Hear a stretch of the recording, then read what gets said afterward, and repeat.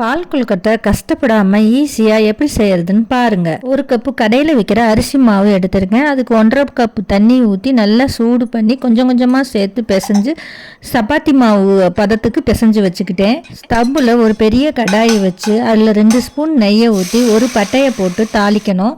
அதில் 1/2 லிட்டர் பாலும் 1/4 லிட்டர் தண்ணியும் சேர்த்து கொதிக்க விடணும். அது கொடி வர்றதுக்குள்ளார நாம் ஒரு பவுலில் 2 ஸ்பூன் அரிசி மாவை போட்டு தண்ணியை ஊற்றி நல்லா பேஸ்ட் மாதிரி கலக்கி எடுத்து வச்சுக்கலாம்.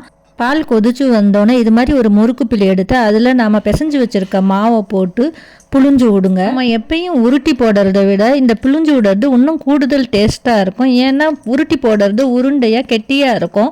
இது புழிஞ்சு விடும் போகும்போது சன்னமாக இருக்கிறதுனால இனிப்பு சீக்கிரம் ஏறி டேஸ்ட்டாக இருக்கும்.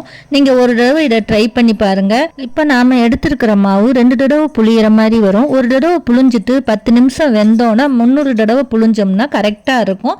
அப்புறம் ஒரு 10 நிமிஷம் வெந்தோன்னே லைட்டாக கொடி வந்தோன்னே லேசாக கிண்டி விடுங்க. கிண்டி விட்டுட்டு நாம் எடுத்து வச்சுருக்க சர்க்கரை 1 பங்கு மாவுக்கு 2 பங்கு சர்க்கரை போடலாம், டேஸ்ட்டாக இருக்கும். இல்லை 1.5 பங்கு போட்டாலும் நல்லாயிருக்கும்.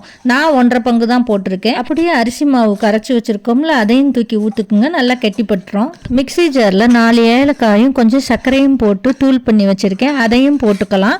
ஒரு 4 பத்தை தேங்காய் எடுத்து மிக்சியில் போட்டு அரைச்சி பூ பண்ணி வச்சுருக்கிறேன், அதையும் போட்டு நல்லா கிண்டி விட்டோம்னா இப்படி சூப்பர் சுவையில் பால் கொழுக்கட்டை செய்யலாங்க. சப்ஸ்கிரைப் பண்ணுங்கள்.